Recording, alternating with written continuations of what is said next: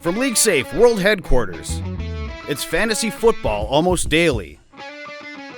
With Paul Charchian, Matt Harrison, Christian Peterson, and Brian Johnson.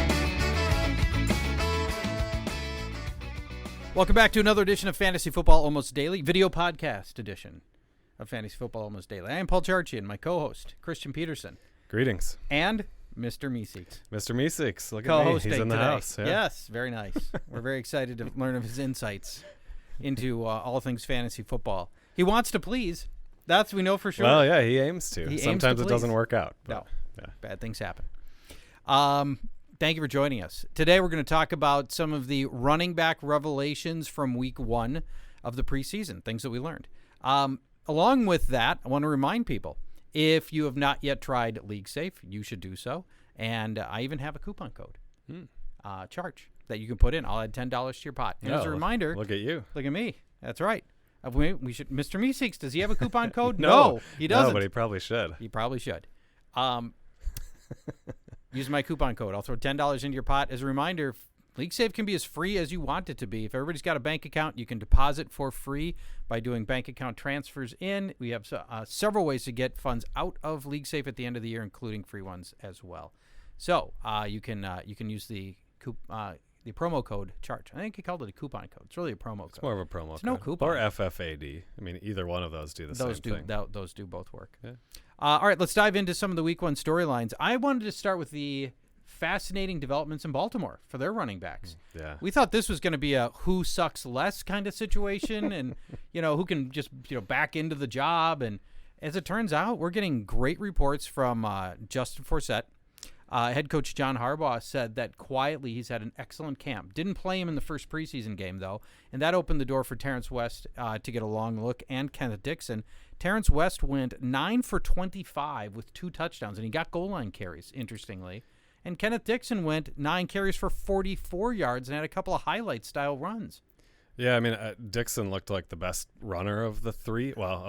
So you forgot to mention Buck Allen. Well, Buck Allen looked awful. But he started the game. He did. I mean, he he was ahead of both of those guys on the depth chart. He might have been like 6 carries, 6 yards. Yeah, he didn't look great. I think he's the odd man out of this thing. He was brutal last year. I mean, he was okay when he filled in late in the year, but just by necessity. I mean, he caught some passes, which is something that he can do. He is pretty ordinary. But, he is. Yeah, so getting back to West, it feels like maybe goal line is going to be his thing. He got 3 goal line carries. He got stuffed from the one on one of them, and then he scored 1 yard and 2 yard touchdowns. Yeah.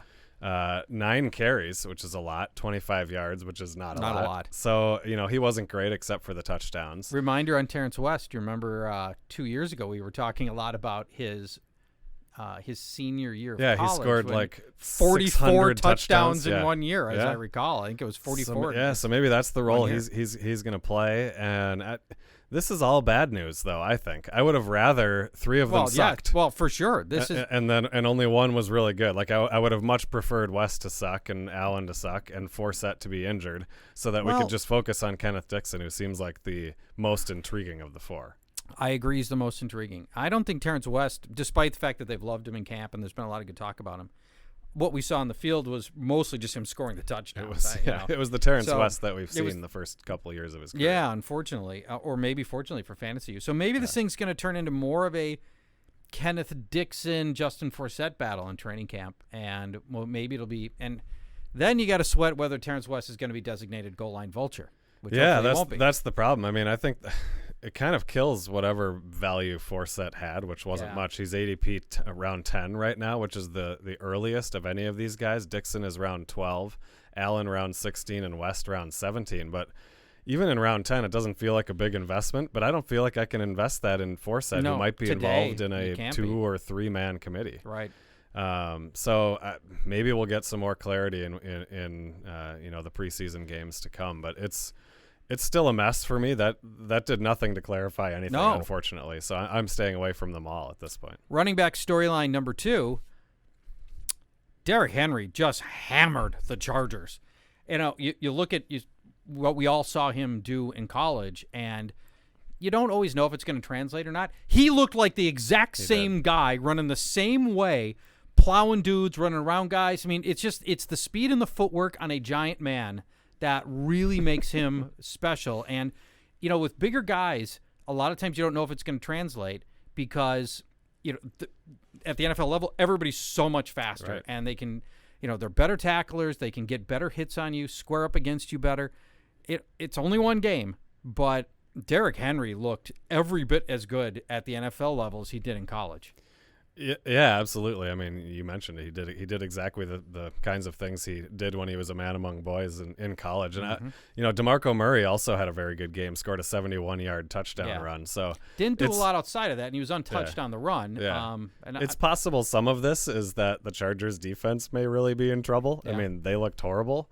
So I don't know. Both Tennessee runners looked good, and Henry was very impressive. I'll admit he's more impressive than I thought he would be. And if I'm choosing between these two, I probably take the cheaper guy. Henry is round 9 right now, and Murray is round 5. So I probably wait and until round 9, and then take a chance on Henry and hope that he gets at least a half and half split in this backfield. I think it's going to be a split no matter what.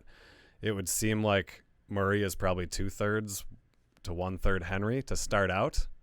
But you never know. Start out could be week 1. It could be the first series. I mean, at any given time, this is going to be a run-first offense. No doubt about it. None of the receivers have really distinguished themselves. You still have a quarterback learning on the job who didn't even get a full season last year. The Titans are going to run the ball, and they're going to run it a lot, and I think there's going to be plenty of opportunity for the better runner to show up. Even more importantly for me, I think, is the touchdowns, I think, are going to Henry for sure. I mean, if you ask me who's going to have more touchdowns, I'm taking Henry by a fair margin. Yeah. You agree? So I think so. I mean, especially after watching what we did over the weekend. So it feels like he's certainly better suited for that role. Not that Murray is necessarily bad at it, but Henry might just be so good at it that they'd be silly not to use him in that role. So which one of the two do you think ends up with better overall fantasy numbers at the end of the season? After that, I decided that's it. At least moved for now. Henry I mean, it's him. only one data point, but for now, until next game, I moved Henry like one spot ahead of DeMarco Murray. Okay. Because I already thought he was going to get the touchdowns. Now you were already pretty high. I was already on Henry compared to other people. I was.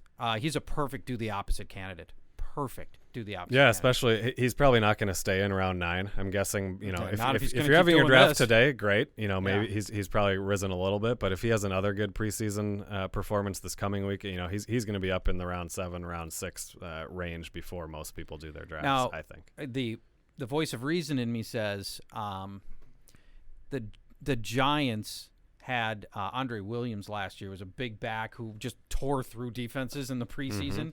And was brutal from that. Yeah. Did nothing in the regular season. But I think these two talents are on a totally different spectrum. And, Henry Derrick Henry versus Andre Williams? Yes, certainly. exactly. Yeah. Exactly. All right, third running back topic to discuss is the Seattle situation. Christine Michael with a really nice game, and he muddies an already complicated Seattle running back situation. So Rawls is just now coming back to practice. So we believe he's going to be healthy and believe he's going to be ready for the first week of the season. But now, is this a team that's usually had a bell cow and has had a bell cow for a long, long time? And Pete Carroll's always wanted it to be that way. Is this a team that might turn into a running back by committee? Yeah, that's the interesting thing is that Pete Carroll said now after watching Michael and his performance, and by all accounts, he's actually sort of righted the ship apparently from a mental standpoint. Which was sort of always his problem. He came out of college as a very good athletic guy, profile-wise, and just hasn't the light hasn't quite turned on. They say that's happened now, and now Pete Carroll is saying this is going to be a 1-2 punch between Michael and Rawls. I assume Rawls is probably the one of that 1-2 punch, but now I already had my reservations about Rawls. I think we've talked about him a little bit on a previous podcast. I'm worried that he's not going to be fully recovered from the injury. I'm worried that he was an undrafted free agent and we don't have a huge body of work to suggest that he can continue doing what he did in spurts last year. And that was even before I knew that there was a bona fide contender to take the carries away from him. That's when it was Kristen Michael, who nobody knew what we were going to get, and rookie Alex Collins. We know Rawls is not going to get the receptions. They have the other rookie, CJ Procise, who caught a bunch of passes in college last year. He'll be the third down back. Thomas Rawls had 9 catches last year. Never had more than 10 in a season in college. Yeah. He It's just doesn't not what he do does. that. No, and he So won't be asked to do it here. if he loses receptions and if he loses any of the, the early down carries or, God forbid, goal line carries, his fantasy value has completely evaporated. The contrary position is I've seen a lot of Michael over the course of his career. Mm-hmm. He's never put together a single game like Rawls put together several times last year. And Rawls has proven way, way more at the pro level and in real game conditions than anything that You're right. Michael's I mean, all he ever needed done. was one really good game to do To that. top 'Cause we've anything never Michael's seen done. that from Michael. That's And right. Rawls had 3 or 4 hugely explosive games Right. last year. So I'm still pretty solidly on Rawls, Okay. and I'm taking Michael at this point has to prove it to me. I love all the chatter and the preseason talk, but the annals are filled with preseason talk from absolutely. coaches, and Is he? it's hard to know. But he did look good. I thought he looked good over the weekend, though. Yeah. Is it a must handcuff situation No, yet? not to me. Okay. I don't think so. Not yet, anyway. It's not even clear that Michael's going to beat out Collins as the handcuff. So Maybe that's not. still an emerging storyline too. Yeah.